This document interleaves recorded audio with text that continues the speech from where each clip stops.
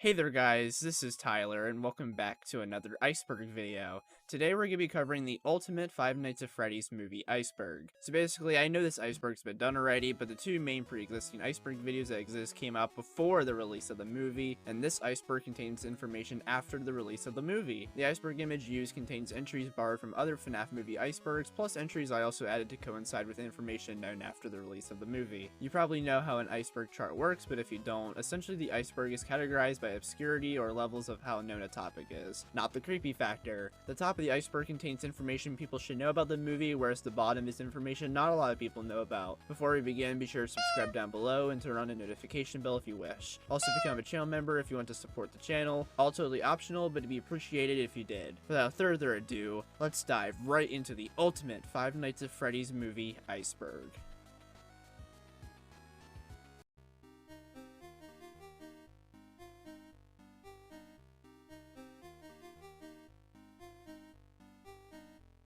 Scott Cawthon.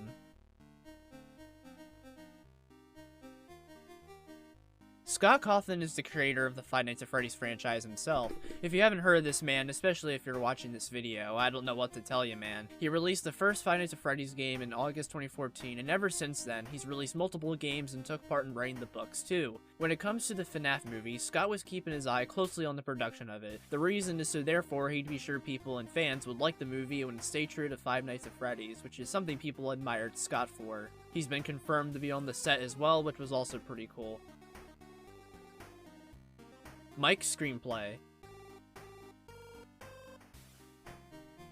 The Mike screenplay is a screenplay that was ultimately chosen for the final film. It includes the best parts of nearly every scrap screenplay that was ever made for the film. There seemed to be no issues or setbacks either, which made it the best choice for Scott and the film's production team. Matthew Lillard. Matthew Lillard is the actor who plays William Afton, the film's main antagonist. He's best known for playing Shaggy in the live-action Scooby-Doo films, as well as Stu from 1996's Scream. He's a beloved actor by many, and people thought he was the perfect choice for Afton for the movie, especially because of how well people thought he did, citing him as one of, if not the best roles in the movie, basically being the highlight. Josh Hutcherson. Josh Hutcherson is the actor who plays Mike Schmidt, the film's main protagonist. Hutcherson has starred in plenty of commercials and other minor film and TV roles. He wouldn't make his first major starring role until 2002 with the pilot episode of Houseblend. He's taken other roles since, the FNAF movie being one of them. The general public really liked Hutcherson's portrayal of the character that lacked dialogue in the original game, and yeah. Blumhouse Productions.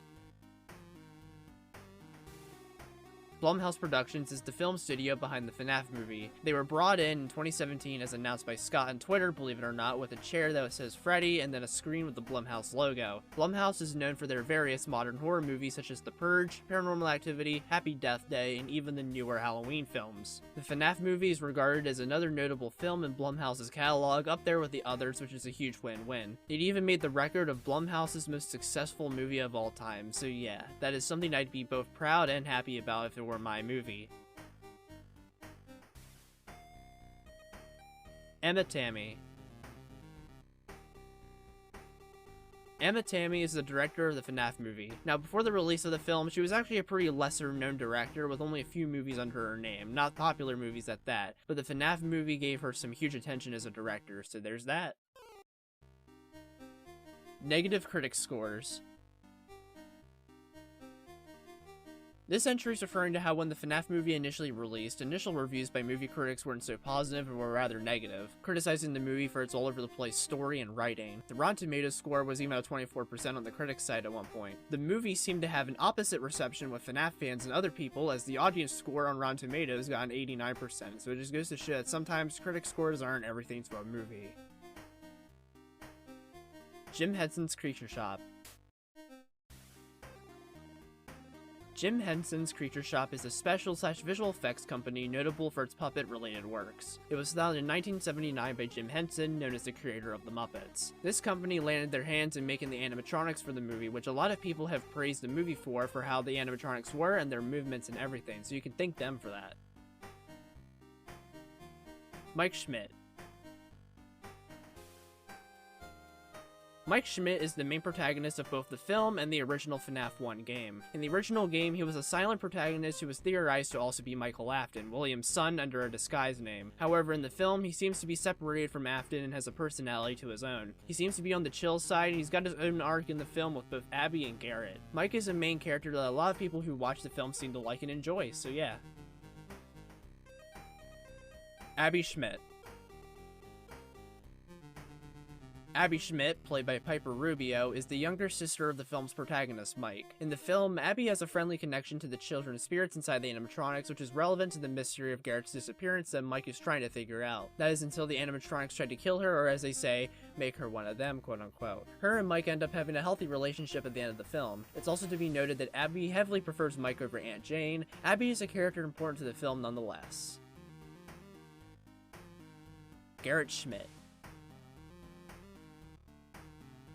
Garrett Schmidt, played by Lucas Grant, is the long-lost younger brother of the film's protagonist, Mike Schmidt. He was abducted by William Afton while Mike, Garrett, and their parents were on a family vacation in Nebraska while both Mike and Garrett were kids, and Garrett would eventually be murdered by Afton as well, usually cited as Afton's first victim in the movie's universe. On the topic of that, it was noted that Garrett's fate outside of being murdered was never fully revealed in the movie, despite being a huge plot point and motivation for Mike in the film, and this has led to the most popular theory of him possibly being the puppet, which I will get to later in this iceberg. Aunt Jane. Aunt Jane, portrayed by Mary Stuart Matterson, is the second main antagonist of the film, or possibly the main antagonist depending on how you view the film. In the film, she's trying to get custody over Abby due to thinking Mike is neglectful and unfit to take care of her. However, it's later revealed that it isn't about Mike or Abby, she just wants adoption checks from the government. She tries whatever she can to get custody over Abby, even hiring vandals to wreck the pizzeria. Then later in the film, Aunt Jane is then killed off screen by Golden Freddy, only being able to see her body lying on the floor. However, some argue she really isn't dead, but is perhaps knocked out. However, it's unclear, and after that scene, she isn't seen again, making her current fate unknown. Vanessa.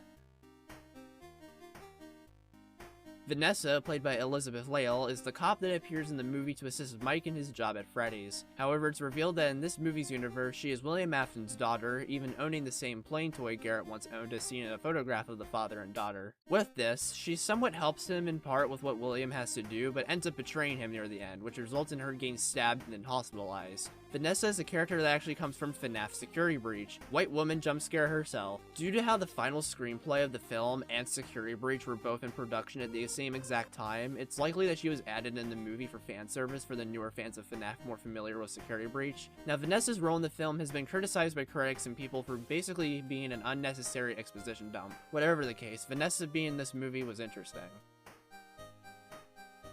Steve Raglan.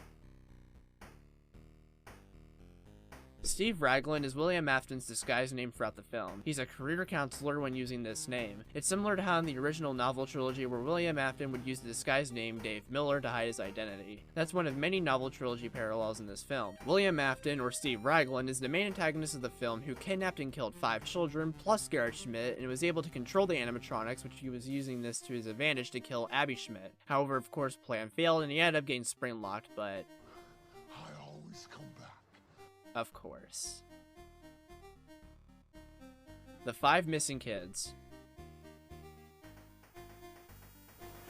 The 5 missing kids are the 5 kids who got murdered by William Afton, and they would go on to possess the 5 main animatronics: Freddy, Bonnie, Chica, Foxy, and Golden Freddy. The children appear consistently in Mike's dream, and they also have a friendship with Abby, which of course was a ploy by Afton's control to get her killed. The kids in the dream scenes were each wearing something that relates to which animatronic they possess. Freddy's spirit wears a white top hat, Bonnie's spirit wears bunny ears, Chica's spirit is wearing yellow with a bib, Foxy's spirit is wearing a hook, and Golden Freddy's spirit is wearing yellow and black stripes. Speaking of Golden Freddy. Golden Freddy. When it comes to the spirits, especially in the dream scenes, Golden Freddy's spirit tends to have the forefront. He's the main one who speaks to Mike in the dreams, and he also even shows up as both animatronic and spirit form to lure Abby back to the pizzeria. Speaking of that latter scene, Golden Freddy also kills Aunt Jane. Golden Freddy in the film was often criticized by people for not doing much in the film, basically being underused. Golden Freddy himself as an animatronic only shows up for a few minutes and disappears, and his spirit form just takes forefront a lot of the time in the movie. It's strange in the eyes of the people. Scrapped Markiplier cameo. Mark Fitchbatch, famously known as Markiplier, was supposed to be in the FNAF movie, but it ended up not happening. He would be contacted to do a role for the film, which was later revealed in MatPat's behind the scenes video and film theory that he was supposed to play the guard who got killed at the beginning of the movie. The reason Mark couldn't do it was because it just so happened that the filming for his film, Iron Lung, was happening at the same time as filming for the FNAF movie took place. I am not going to be in the Five Nights at Freddy's movie. And I know that's crushing, and I know that's disappointing, and I know there's a lot of people that really were hoping that would be the case, but I wanted to say unequivocally that unfortunately I'm not. And I'll explain why. Actually, everyone freak out. All right, so it's not anything like that. It was supposed to happen. Let's get this straight. It was supposed to happen. There was, time that it was supposed to occur, and unfortunately, and I saw this coming a while away, but unfortunately, the Five Nights at Freddy's movie and my movie, Iron Lung, were being filmed at the exact same time. And this was not like anything other than it just so happened to be a conflict of schedule. Now, despite that, I was trying to make it work. I was trying to make it work because I was supposed to be out there for 2 days, and I was supposed to film with them, and I was supposed to be in the movie, but unfortunately, it was one of those things where I needed every second that I had to make my movie what it needed to be. And unfortunately, even though the timing was like maybe going to line up, it was one of those things where I had to make a call. Because I wouldn't expect them to compromise the quality of their project for me. And just in the same way, I wouldn't expect them to I would hope that they wouldn't expect me to compromise the project of my movie for them. So it was one of those situations where the schedule was there, but it just didn't line up. Like, there were so many things that I had to do, and flying out to go film for like a very short turnaround, come right back. It was just like, those were 2 days that I couldn't afford to lose. And it was 2 days, like, if there was no issues with, like, being away for that long and traveling. There could have been another day that was there, and it was like, I couldn't lose 2 days, let alone more, to be able to do any of that. So, unfortunately, I am not in the Five Nights at Freddy's movie. It was a shame, but Mark did display interest in possibly being in the sequel to the film, so that's good and cool. MatPat. Matthew Patrick, also known as MatPat from the YouTube channels Game Theory, Film Theory, Food Theory, Style Theory, and GT Live, made a brief cameo appearance in the FNAF movie. There's a scene that takes place at a diner called Sparky's, and MatPat, named Ness, is the waiter. He goes to take the orders of Aunt Jane, Doug, Max, and Jeff, but Aunt Jane doesn't want anything, so he dismisses MatPat and even berates him for talking too much. This was a cameo that got fans excited when watching the movie, and is a cameo a lot of people have fond memories of. MatPat's name in the movie is even a reference to something else, which I'll get to later in the Iceberg. MatPat would even upload a video on Film Theory about his experience being in it, and he has quite a lot to say. He even got to meet Scott Cawthon in person for the first time ever, which was really cool. The Living Tombstone. The Living Tombstone's a music artist on YouTube that creates various fan-made songs for various properties, especially FNAF, which is what they're most known for. Their most popular being simply called Five Nights at Freddy's, which is to many the most popular FNAF song of all time. It's so well known that, surprise surprise, it was the song used in the credits of the movie. This was another moment from the movie that a lot of fans got excited for when watching. The pacing is changed up a tiny bit, but it's mostly the original song, and yeah, it's a good listen of course, especially for those who grew up with the song.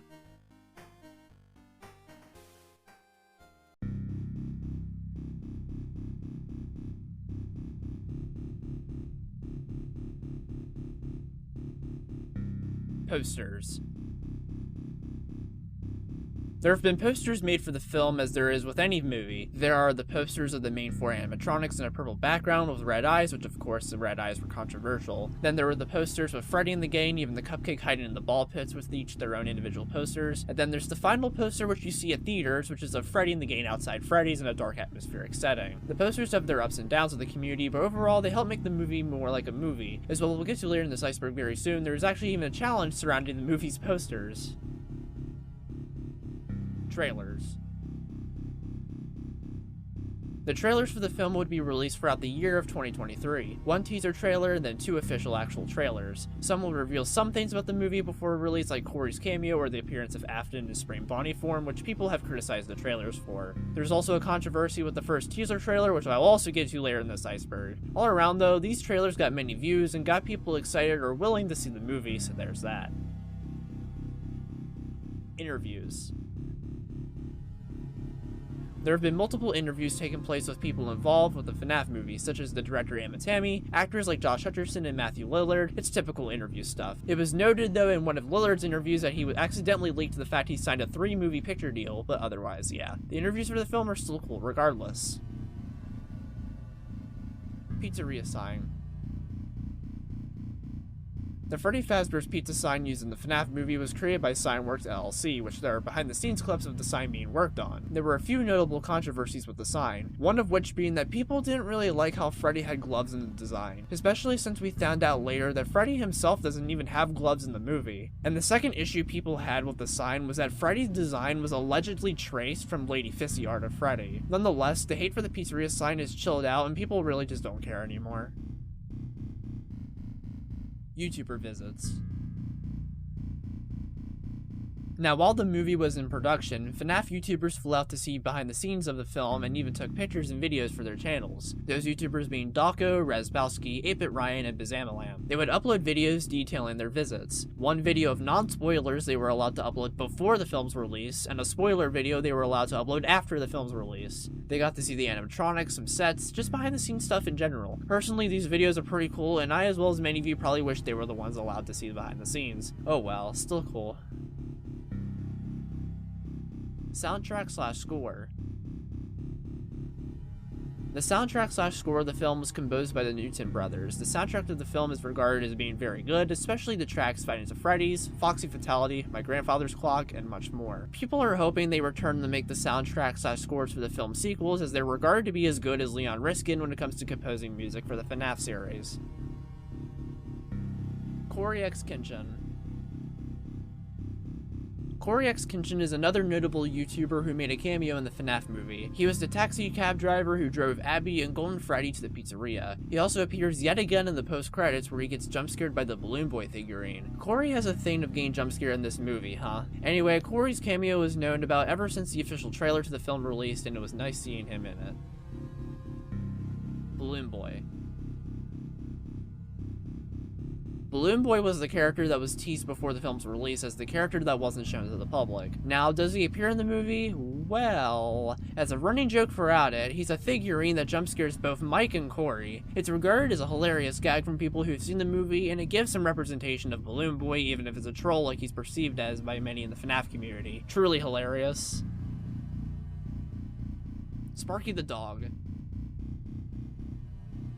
Sparky the Dog is one of the earliest hoaxes to ever come from FNAF. Legend said that he'd appear as a secret character in the backstage camera of FNAF 1. Obviously this isn't true and it was a fan-made hoax. However, he actually showed up for real in the FNAF movie in 2 ways. The first way was at the diner that Matt Pat worked at in the movies named Sparky's, and the second way was that a literal physical suit of Sparky the Dog was seen in the back area of Freddy's. Everyone was blown away by this, and it just goes to show how far this hoax went to the literal point where it no longer became a hoax and became a part of official FNAF media. Now, the original creator of the hoax, Burn Names, actually went onto his Tumblr AFQ to detail his reaction to Sparky being in the movie, and he was amazed. He loved it, and he was even surprised but happy. Honestly, really cool. Piper Rubio.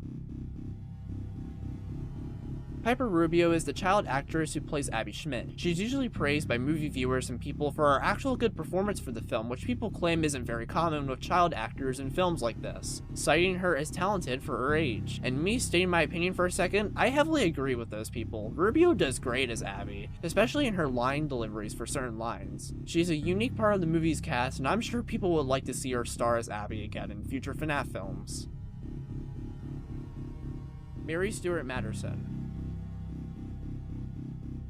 Mary Stuart Madison is the voice actress that plays Aunt Jane in the FNAF movie. She doesn't have as much fanfare as Lillard, Hutcherson, or Rubio, but is still regarded as doing a pretty good job as the character. Nothing else really to her. FNAF the Movie, the Game.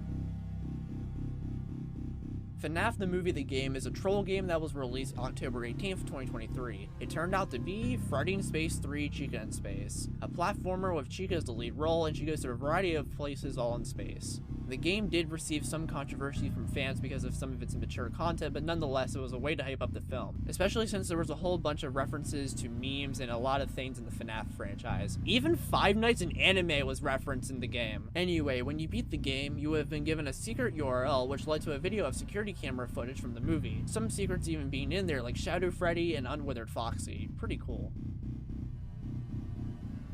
Fights breaking out at theaters. This entry is referring to videos that have been endlessly shared around where there's physical fights occurring at theater screenings for the FNAF movie. The first notable one was at a theater screening for the FNAF movie in Acton, London during the credits of the film, where a fight was happening near the front of the room. It's unknown how and why the fight started, but it was said that the person who was being fought was complaining about the movie. However, it was revealed on TikTok by one of the people present at the fight that the fight was faked and staged and was for both to be a huge joke and also to promote the movie. The second notable one doesn't even have much information, but it was during the scene where Max is about to die to Freddy, and it's said that the fight was started over Skittles? These videos have been shared all over TikTok and Twitter and all sorts. It's hilarious, honestly. This isn't special for the FNAF movie. This actually happens consistently with plenty of movies during theater screenings where a fight will happen. Movie Sign Stealing Challenge. This entry is referring to a popular challenge on TikTok where people, mostly teenagers, try to steal FNAF movie posters from their local movie theaters. Of course, there's legal issues with this challenge, like many challenges that originate from TikTok, but some people would say that this is in positive favor for the movie instead of negative. To get personal for a second, my favorite of these, if I can find it, is the one where these kids do the challenge, but they accidentally run into a fucking cop and everything. That got me laughing for 5 minutes, but yeah, whether this TikTok challenge is stupid or funny is up to you to decide. Website. This entry is simply just referring to how there's a website for the FNAF movie created by Blumhouse, simply just to promote the movie. There really isn't anything to this website, it just contains a typical homepage that tells you to watch the movie and how you can, a gallery, a synopsis, just a typical movie website. Social media. Just like the website, this one is pretty general. It's just referring to how Blumhouse made social media accounts for the FNAF movie to yet again promote it. Basically a Twitter account, an Instagram account, etc. Again, just like the website, there's nothing else to it. It is what it is.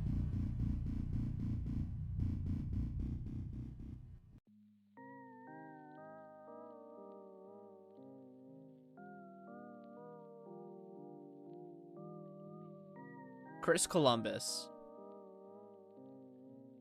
Chris Columbus was one of the original directors for the FNAF movie. He would be brought in February 2018, and then he'd be announced to no longer be the director in September 2021. Chris Columbus was known for directing a variety of classic films, and I wondered what kind of spin he would have brought to the table for the FNAF movie. 2-month filming.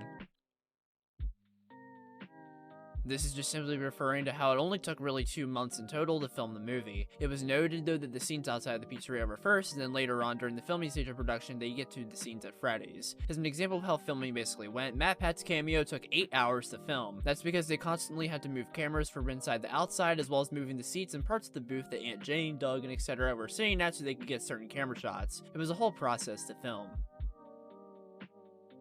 Bad Cupcake. Bad Cupcake is simply referring to the production code name the FNAF movie went by when they were filming the movie. I guess it's in reference to how much screen time the Cupcake got in the movie and how much of an aggressor he was, I don't know. Behind the scenes images.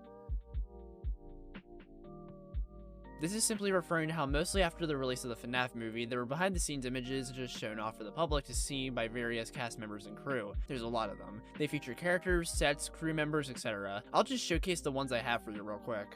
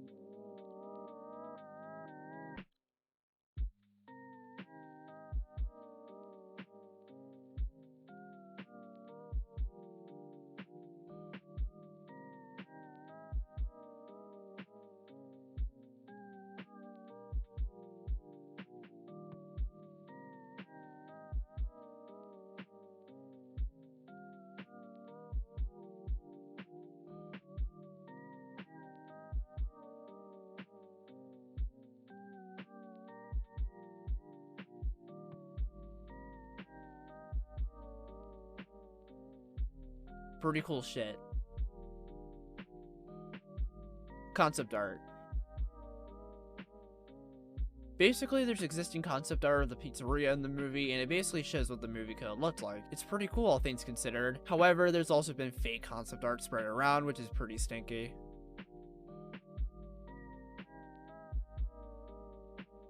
Night Shit Edition. Now, this entry is referring to the physical DVD releases of the FNAF movie. It's called the FNAF Night Shift Edition. Now, when its release was announced on Facebook, there was unfortunately a typo where instead of shift, it said shit. The community saw it and had a nice laugh, and the typo was quickly fixed. Oh my god. F Screenplay. The F screenplay is referring to one of the various scrap screenplays revealed by Scott Cawthon on the FNAF subreddit 3 years ago as of writing this script. This specific screenplay being that a group of teenagers break into Freddy's and then chaos ensues from that. The issues with the story were that it kept getting weirder and weirder, with the ending being that the teens discovered a secret underground animatronic factory that was designing robots for government use. It ultimately strayed too much away from the source material, so it was scrapped. I still wonder what it would be like to see this screenplay unfold. Plushies Take Manhattan. This was another screenplay revealed by Scott that was supposedly scrapped. I say supposedly because this one is most likely a joke to troll the readers of the Reddit post, which is a contrast to the other screenplays which were most definitely real and serious. The setup and problems listed included the plushies taking over Manhattan in New York City, and the verdict was burning it with fire. Ah yes, wonderful. Cassidy screenplay. The Cassidy screenplay was another scrap screenplay which was going to focus on the story behind the spirit of Cassidy from the games herself, but the film ended up more like a visual encyclopedia of the character than an actual movie, and a lot of people that would have watched it would have just been lost on it, therefore it was ultimately scrapped. Pawn Shop screenplay. The Pawn Shop screenplay was another screenplay for the film where this one had an animatronic being brought to a pawn shop that was being watched by a kid. Freddy's was apparently robbed and the animatronics were sent to other places for sale, and these animatronics would try to take the one animatronic at the pawn shop, leading to an adventure type of movie with the kid and his friends. Scott ended up tossing it due to the lack of horror elements. Misfit Kid screenplay. The Misfit Kid screenplay was another screenplay which involved a single mother and her kid moving to a new town where Freddy's was, and the kid finds the Freddy's and chaos would ensue. It was ultimately tossed because the reason for the protagonist going to Freddy's and other aspects felt too contrived and forced. Scott came to the conclusion that since he didn't care about the characters then nobody else would, so to the scrapping machine it went. However, it is to be noted that for a long while this was going to be the final screenplay used for the film because of the lack of serious flaws it had when compared to the other screenplays, but it was still tossed in the bin for not being good enough. Silver Eyes screenplay. The Silver Eyes screenplay was a scrap screenplay for the film that was based off of the FNAF novel by the same name. Unfortunately, Kira Breed Risley, the novel's other author, was too inexperienced with writing for a film, having more experience with literature, so it was eventually tossed, with Scott favoring screenplays about the games more than the books. It is to be noted that a tiny part of this was most definitely left in the final film, as during the part of the film's climax, Foxy's looking for Abby in the arcade, which is a reference to the beginning of the Silver Eyes. Some people even say that the Springlock scene is also a parallel to the Silver Eyes ending. Pretty cool. Imagine if this was a movie trilogy with the other movies being the Twisted Ones in the Fourth Closet. I'd kill to see the Twisted animatronics on the big screen. Random Charlie screenplay. The Random Charlie screenplay was another screenplay which involved Charlie and her friends sneaking to a Freddy's location after hours to retrieve a lost toy. Despite the characters being both game and book characters respectively, their characters in final form weren't true enough to who they initially were in the games and book, so it was only loosely based off the source material, which led to the tossing of it from Scott. Scott even said it was a mix of random FNAF elements altogether with no actual stakes, which he didn't like all too much. Ghost Tracker screenplay. The Ghost Tracker screenplay involved amateur ghost trackers sneaking to an abandoned Freddy's location, and it would be tossed out because of the lack of real connection to Freddy's. It focused more on the ghost trackers if anything, which resulted in Scott opting for a better connection with the protagonist and Freddy's for future screenplays. Insane screenplay. The last of the screenplays, the Insane screenplay. It was going to be another ghost tracker type of screenplay, but it had the Funtime animatronics from Sister Location, underground ball pit tunnels, and a marionette that was out for revenge against the protagonist. It was ultimately tossed because of how over the place it was in the end. Insane is right, holy shit. SAG-AFTRA strike. The The SAG-AFTRA strike was a strike where motion picture actors demanded better pay and better conditions within their line of work, as well as more provisions on contracts to ensure that artificial intelligence, or AI, won't replace their jobs. How this relates to the FNAF movie? Well, the actors of the movie were in support of the strike, which basically meant they couldn't participate in premieres, social media campaigns, presses, and more. That's why it took until after the release of the FNAF movie when the strike ended for people involved with the movie to come out about their involvement, as well as behind the scenes photos. As much as it put a dent into the production of the film somewhat, I'm glad the actors stood for what was right. AI shouldn't be replacing entertainment, so yeah. Halloween Horror Nights Behind the Screams appearance. The Halloween Horror Nights is an event at Universal Studios during the month of Halloween October where it displays multiple Blumhouse horror icons via authentic props and costumes. And FNAF got an appearance in it with the animatronics themselves being there. Pictures were taken and everything. It was such a magical and cool event, and it's good to see FNAF get representation in something like this. Shadow Freddy. Shadow Freddy makes a quick cameo appearance in the FNAF movie. He appears as a suit in the back, and he'd be the suit that Max got stuff in. Shadow Freddy also flashed briefly in the security camera footage of the 9-minute security camera video that was linked to the ending of Freddy in Space 3. It's neat that this sucker made it into the movie. Movie sequels. For a long while, even before the film's release, the possibility of a sequel, even two, were high. Scott has gone on record that he wanted to do a film trilogy similar to how the games were supposed to be. Ideally, if the first movie does really well, I think it would work great as a trilogy. Five Nights at Freddy's 1, Five Nights at Freddy's 2, and Five Nights at Freddy's 3. I'm not going to go into the first movie with that mentality, though. You know, I've seen too many good movies get kind of sidetracked by trying to set up future movies. I'm not going to fall into that. I'm just going to really focus on telling a good story with this. In an interview before the filming of the first movie begun, Matthew Lillard, Williams' actor, stated that he signed a 3-picture deal to star in 2 more FNAF movies. But I just got cast in a movie called Five Nights at Freddy's. Which Congratulations. Yeah, it's very fun. It's a 3-picture deal with Universal and Blumhouse. And sure enough, it was confirmed a few days after the release of the movie that a sequel for the movie was in pre-production, and the script was also being reworked as a response to feedback and criticism for the first movie. It's also highly likely to be based off of FNAF 2, which has gotten more people excited for the sequel. It was confirmed on November 28, 2023 that Emmett Tammy would return as the film's director, and production of the film would fully start in 2024. The film was expected to release 2024, but now it's being estimated to release mid-2025, so yeah.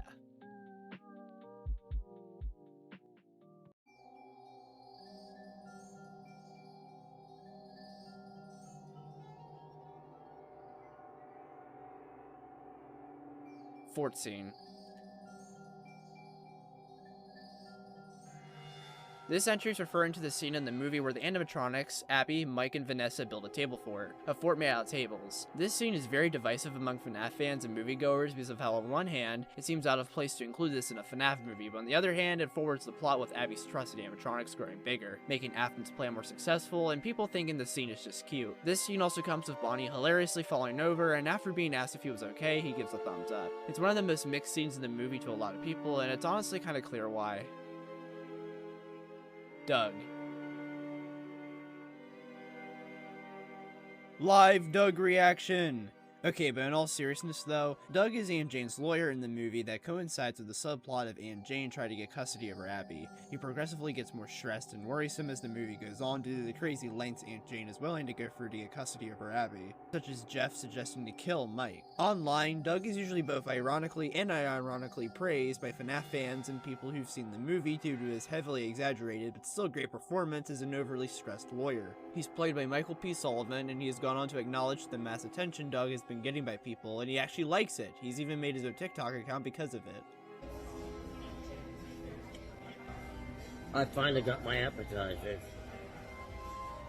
Thanks, Matt Pat. Honestly pretty cool. However, of course, there comes small controversy with how in the FNAF movie novel, Doug is portrayed as a pervert by staring at breasts. This led to Scott Cawthon having to clarify on Reddit that the movie version of Doug is the canonical version of the character, and that he may have accidentally sent a wrong print of the movie novel to Scholastic. Damn, man. Red Eyes drama.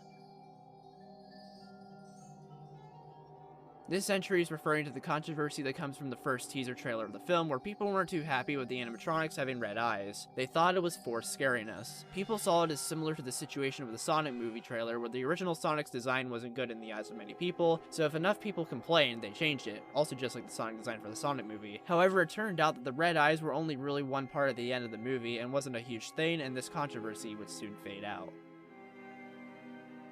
Employee of the Month. This entry is referring to how on the wall in the hallway attached to the security office in the pizzeria, there's an Employee of the Month section and it includes cameos of FNAF YouTubers. Those YouTubers being Dawko, Razbowski, 8-Bit Ryan, Bazamalam, Fusion Z Gamer, DJ Sturf, and John Wolf. Pretty cool quick cameos to go along with MatPat and Corey. Five Nights of Fun. Five Nights of Fun is an event that took place at Chuck E. Cheese coincidentally on October 27th, the release of the FNAF movie, that was meant to celebrate Halloween and shit. Now, this was controversial because of how it seemed that Chuck E. Cheese, with this event, was ripping off FNAF and riding off the eventual success of the FNAF movie. A lot of people didn't like this, especially because of how in the past, Chuck E. Cheese has made it clear it wants no association with the Five Nights at Freddy's franchise. Hell, they even blocked people on Twitter who compared the event to FNAF. The fucking promotional poster for this event is so clearly a knockoff of the FNAF movie poster. It was even linked that employees were not allowed to mention FNAF at all, and they had to say certain phrases that indirectly referenced the series. It was a whole debacle, dude. Rating drama.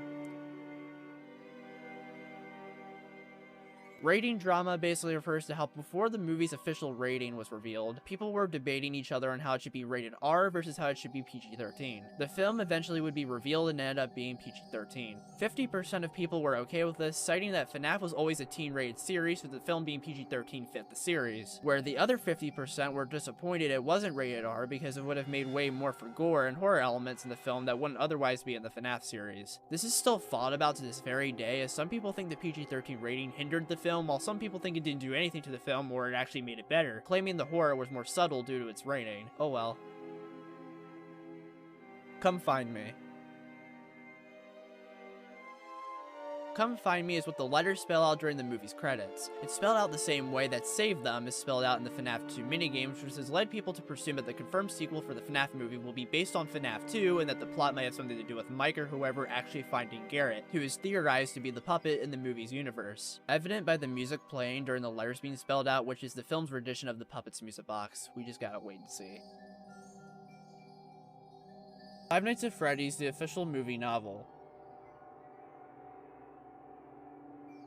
This entry is referring to how there's a novel based off of the FNAF movie that released December 2023. It adapts the movie into literature form, which has some notable differences from the original movie. Some differences included giving more character to Maxine by having her hate her name because of how much it makes her seem like a tomboy.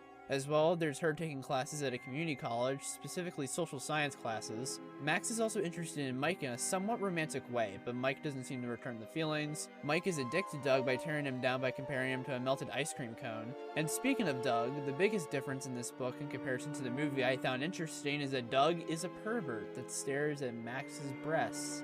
Yep, a lot of people seem to prefer the movie over the book because of these differences, and some have even theorized that this is what a rated R version of the FNAF movie would have been like. There's a lot of differences between the novel and movie, and I can link to you a Twitter thread that talks about the differences in the description. Credit to William_BA on Twitter.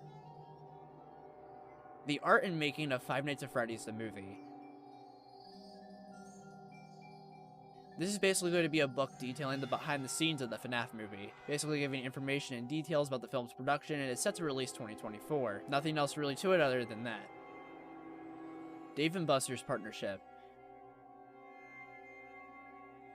Dave & Buster's did a partnership with the FNAF movie where there would be 50% discounts on pizza and FNAF trading cards. Yep, this was all started before the movie's release to help promote the film, and this got a lot of people excited. Nothing else really to it.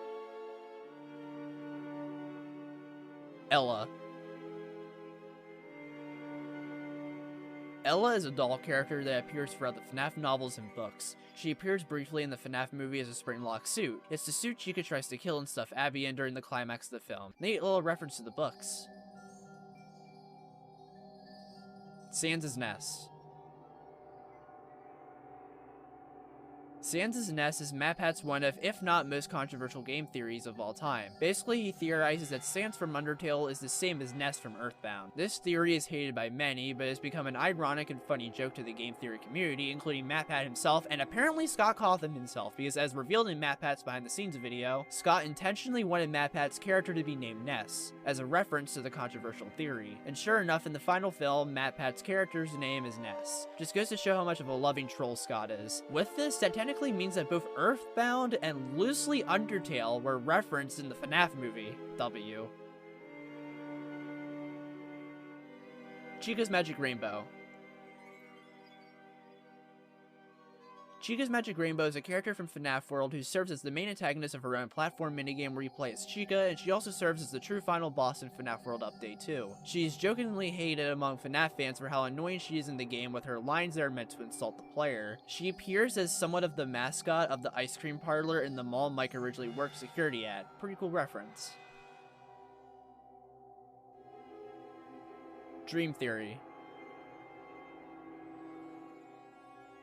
Dream theory was a popular theory back in the golden days of FNAF 1 to 4, where it was theorized that the first 4 FNAF games were all dreams in the mind of the crying child from FNAF 4 while in the hospital. It was popularized by MatPat and various other FNAF theorists at the time. The theory ended up not being true and was considered a bad theory by many in the community afterwards. However, it somehow made its way into the movie as both a reference and somewhat part of the plot. Sorta. The reference is that Mike reads a book near the beginning of the film literally called Dream Theory, and it sort of plays into the plot because of the Mike dream scenes where he consistently interacts with the ghost children and sees Garrett getting abducted. It's interesting how far this far-fetched theory ended up going.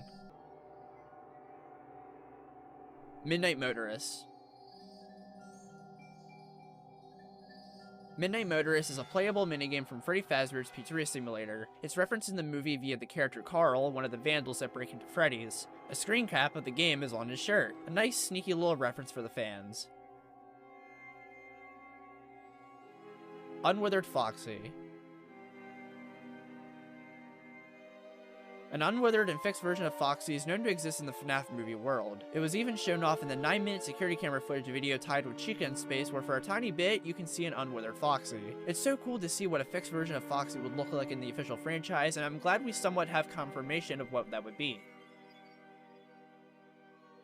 Universal Studios banners.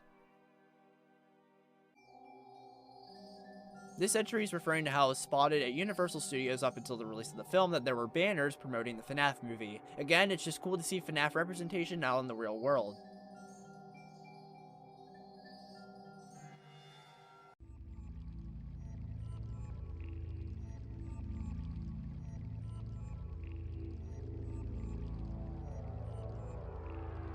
Nebraska. Nebraska is the state where the Schmitz would vacation to one day back in the 80s, and is also where Garrett got abducted by Afton. Why Afton was in Nebraska is still a mystery and is probably going to be revealed in the movie's sequels. Nebraska is also everywhere in the film as posters, which is supposed to help Mike dream about what happened to Garrett, so there's also that. Kellen Goth. Kellen Goff is a voice actor for FNAF that everyone knows and loves. He's voiced Funtime Freddy, he's voiced Molten Freddy, he's voiced Fredbear, he's voiced Glamrock Freddy, and even the daycare attendant, and now he has voiced Foxy's Dum-Dum-Dums from the FNAF movie. Yep, that's right. Not too long after the film's release, Kellen would come out and publicly reveal that he was the one who voiced Foxy's singing noises in the movie. Glad to see Kellen had a role in the movie after all. Kim.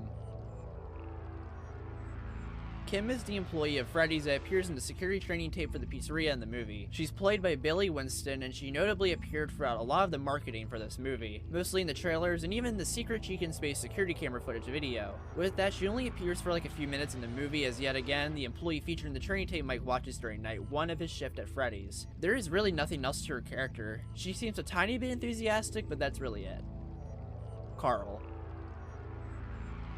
Carl is one of the 4 vandals that break into Freddy's. He's the one with the Midnight Motorist shirt, and he's the one that unfortunately dies to his face being eaten by Chica's cupcake. What a way to die. He's played by Joseph Pullican, respectively, and there's nothing else really to him besides what I mentioned. He's the Midnight Motorist shirt eaten by the cupcake kid. That's it.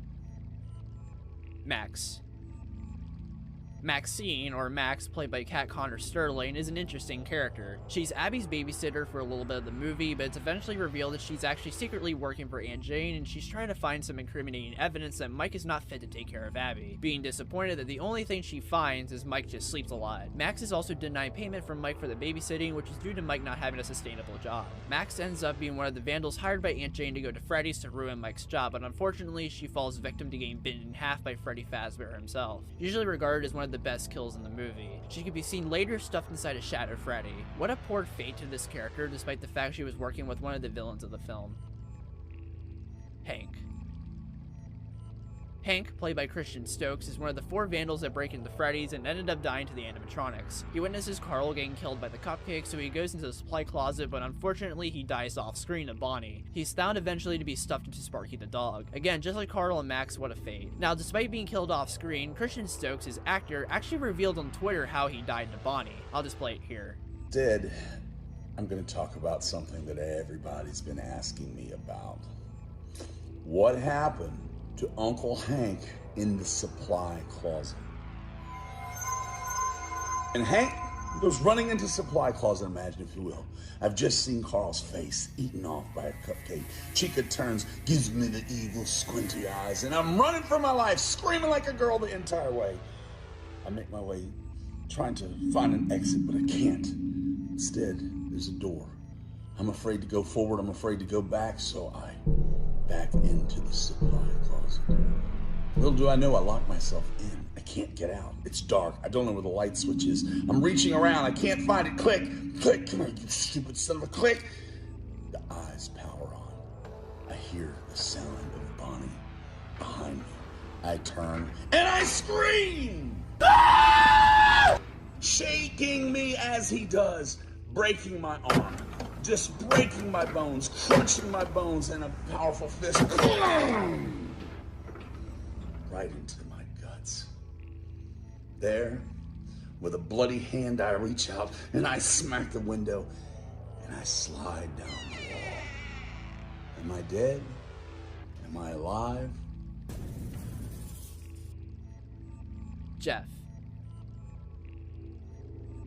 Jeff, played by David Lind, is the brother of babysitter and vandal Maxine, and is even the leader of the gang that ends up breaking into Freddy's to get Mike fired from his job for poor image. Now, he has his run-in with the cupcake trying to get him in the vents after he was spotted by Bonnie and I guess Chica, but even though he survived the cupcake encounter, he ends up dying to Foxy, who slashes him off screen with his hook. He's seen later with the other dead bodies. Another gruesome fate.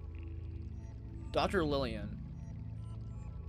Dr. Lillian is a minor character in the movie, played by Tadashi Young. She helps with the case in regards to Mike and Aunt Jane's custody battle over Abby, and she helps by encouraging Mike to get a job so he looks clean for the judge when it comes time for the case. She doesn't really do anything else in the movie overall, and she's just there so Mike has a reason to work at Freddy's. 'Tis all. Mike's parents.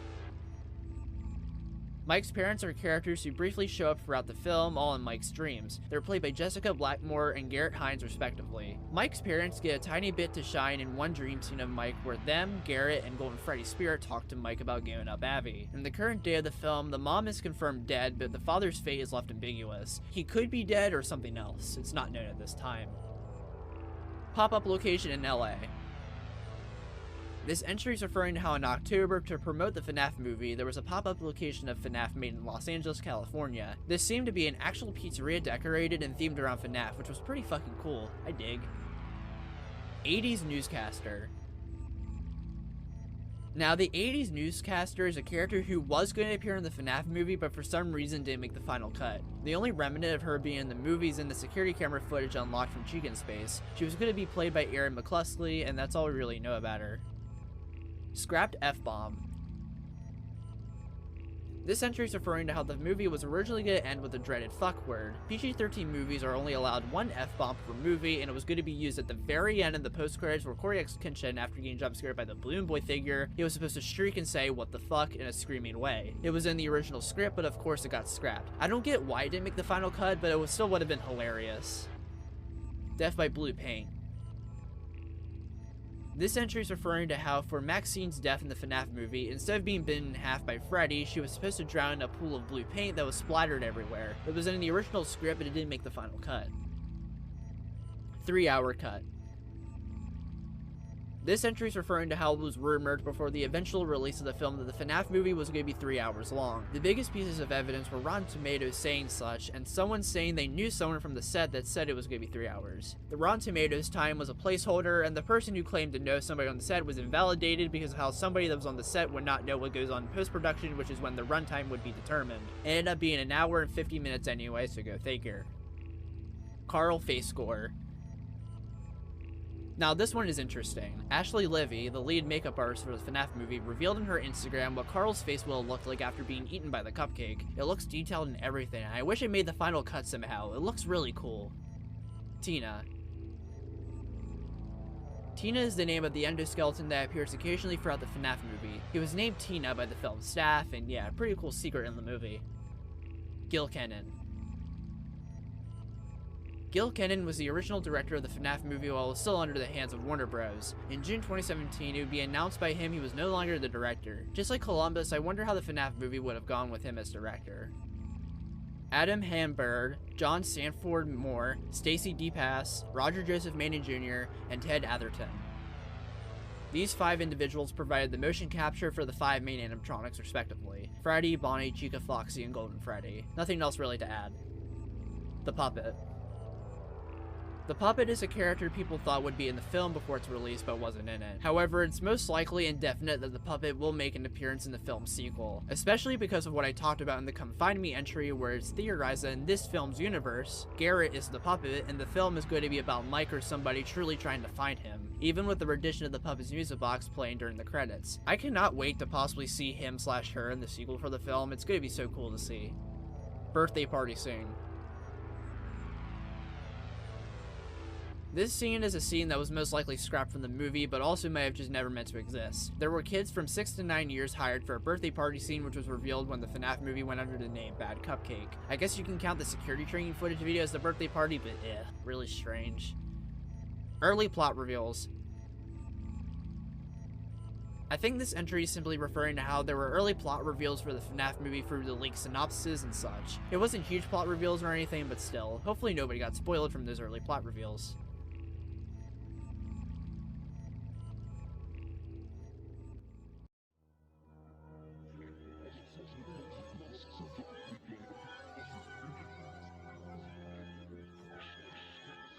Twitter glass drinkware giveaway. Blumhouse did a giveaway for glassware of the FNAF crew to a single person that signed up for their newsletter. The FNAF glassware be looking pretty cool and was a small but quaint way to promote the film. Minnesota. This entry is referring to how it's theorized that the FNAF movie takes place in Minnesota as opposed to Utah like from the original games and books. The main pieces of evidence is that in the scene with Mike, Jane, Doug, and Dr. Lillian where they're talking about custody over Abby, Doug pulls out paperwork with a URL link that reads mncourts.gov, which is the official website for the judicial system in Minnesota. As well as that link is a phone number with an area code of 651 which is tied to the St. Paul area in Minnesota. And the final piece of evidence is on Vanessa's police car. There's a decal that reads GFPD, which is said to mean Granite Falls Police Department, which correlates with the St. Paul area code because of Granite Falls being located near St. Paul, and Vanessa's police car in the movie even matches with police cars in that area. This theory was popularized by MatPat in his film theory of the movie post-release, and you know what? It makes a ton of sense. Movie phone number. This was a phone number that people could text and they'd be offered a job position as a security guard at Freddy's. It was a fun little thing to promote the film, the number being 1-833-578-0158 respectively. Pretty cool in all honesty. Trailer leak. This is referring to how before the official teaser trailer for the film, a trailer was leaked online by someone who had to survey trailers on a website for general interest reasons. There was even a survey ID shown, so the person would end up getting found out. They would unfortunately receive harassments and death threats, which was way too far. Scott Cawthon himself would even discuss this leak by thanking those who did make the coverage of the trailer or who just didn't see it in general. And he would go on to say how this trailer lacked proper VFX and sound effects. What a very unfortunate thing that happened. Pizzeria leaks. This entry is simply referring to the picture leaks of the FNAF movie pizzeria outside, mostly by people in the area of the set. Nothing else really to it besides how at the time it was really cool. Chicken pencil topper. This entry is simply just referring to how MatPat found a random chicken pencil topper in a drawer in his trailer at the FNAF movie set that he had to stay in for a few days. He even took it home and kept it as a memento of his time acting in the FNAF movie. Pretty cute. Dabbing with her chica. Dabbing with her chica is simply just referring to how there was a picture of Withered Chica dabbing on the wall of one of the dressing rooms for the actors on the FNAF movie set, revealed by MatPat in his video talking about his experience in the FNAF movie. Basically, this is based off of a running inside joke in the FNAF series started by the Survival Logbook, which depicted Chica dabbing. Honestly hilarious. Mall leak. This entry is simply referring to how there was a leaked picture of one of the parts of the mall before the release of the FNAF movie, specifically the ice cream parlor with Chica's magic rainbow all over it. Pretty interesting at the time, but it doesn't compare to Fountain punching behind the scenes. This entry is referring to how before the release of the movie, there was a behind the scenes clip or leak of the scene where Mike is beating the shit out of who he thought was a kidnapper and he's stopped by Jeremiah. It looked like an audience shot of the screen, which was pretty interesting at the time. Forest leak. This entry is referring to how before the release of the movie, one of the young actresses on her Instagram story posted her on set, which had the forest featured in the movie behind her. Another cast member who posted a picture of what seemed like the forest from the movie. Not that much to this one. Springtrap head leak. Before the release of the film, an Instagram user by the name of RebuiltLine777 took a tour of Jim Henson's Creature Shop and he showed off the Springtrap head that would eventually appear in the FNAF movie. How cool. Ember leaks. This entry is referring to how a Twitter account by the name of Cult of Ember leaked what were props for the FNAF movie, more specifically a balloon that was said to be used in a commercial. The Twitter account is currently suspended, so almost all the tweets are now lost. How unfortunate. Freddy pancakes. This entry is simply referring to how on the first day of shooting for the FNAF movie, the actors were provided pancakes in the shape of Freddy. Piper Rubio, the actress of Abby, even posted about it in her Instagram story. It's pretty cool and cute. The team behind this movie seemed like a bunch of fun people to work with, and this is proof of that. Wholesome. Early demo version of Abby drawing scene. This entry is simply referring to a pre-production demo reel from Blumhouse of the scene where Abby showcases her drawings to Max, her babysitter. It portrayed different actors for Abby and Max, but the scene was still kept intact with the final cut of the film. This gave fans an early feel for the movie and got people excited. Abby gets fired. This entry is referring to a behind-the-scenes video of the film that stars Piper Rubio, Josh Hutcherson, and Elizabeth Lail, the actor and actresses of Abby, Mike, and Vanessa, respectively. Now, it isn't a deleted scene of the film or anything, it's just a tiny bit of the cast having fun at the set. Rubio is taking restaurant orders from Hutcherson and Lail at presumably Freddy's. Rubio gets a call from her boss while taking orders to inform her she's been fired, and as Hutcherson questions it, Rubio disappears by going ETH under the counter. This video is honestly really adorable, and the general FNAF community seem to agree with that statement from what I've seen. It just shows how much of a family this cast truly is. We're friends and we're here to order food. Okay, what would you like? I would like a rabbit stew, but no rabbit, please. Okay, what about you? I think I'm gonna get the Foxy sub, Okay, but can you hold everything except for the lettuce? okay, hold on, So lettuce only, basically. hold on. I'm getting a call. Yeah, that's pretty rude to take a call with customers, but okay. I'm sorry, my boss just informed me that I am fired. Goodbye. You're fired. No. Gift bag / Foxy eye reveal. Displayed in an image taken at Jim Henson's Creature Shop, there was a gift bag with Toy Bonnie on it, and it came with the stickers that were unfortunately fan art with no credit given, which made people upset. Alongside the gift bag in the top right corner was a yellow colored eye, which people thought was Foxy since he had yellow bags, and it was in the FNAF 1 endoskeleton style. Pretty interesting. The cold open night guard is Phone Guy. This is a theory that the guard killed at the beginning of the movie, the one Markiplier was supposed to play, is meant to be Phone Guy. Mostly because of how it would match the story of Phone Guy dying on night 4 of FNAF 1 in the phone call. I always wondered what was in all those empty heads back there. No. Oh no.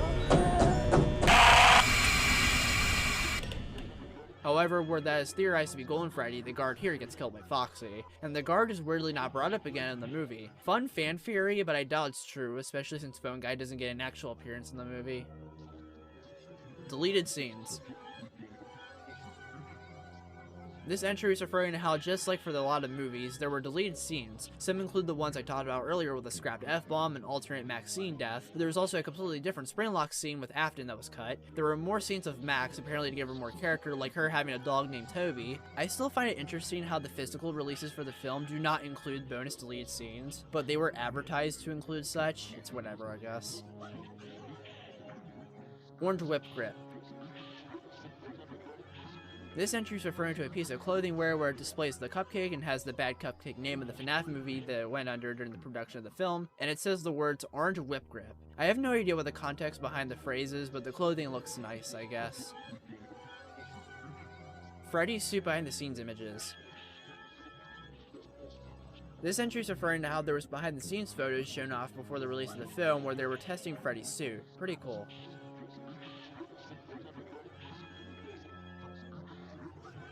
Mike's mom's suicide.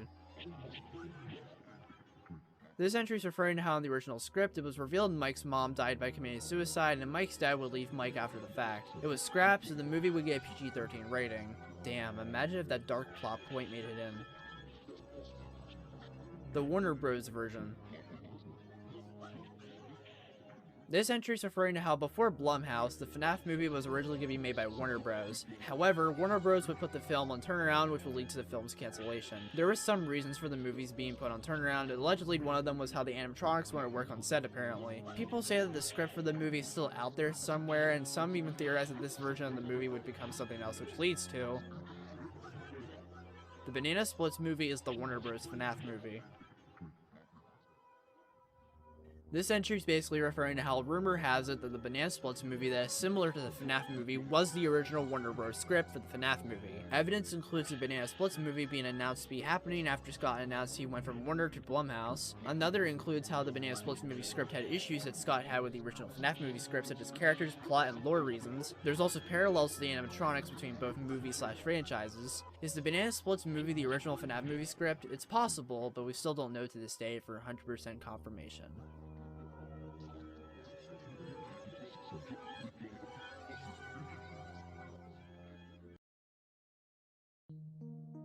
I had a lot of fun with this iceberg. The FNAF movie is such an interesting topic for multiple reasons, and so therefore it translated into such an interesting iceberg. Maybe when the sequels to this movie come out, I can make a sequel to this video. Well, you guys know the drill. More icebergs shall come by me, and I hope you guys enjoyed. I'll see y'all in the next thing that I do. Toodles!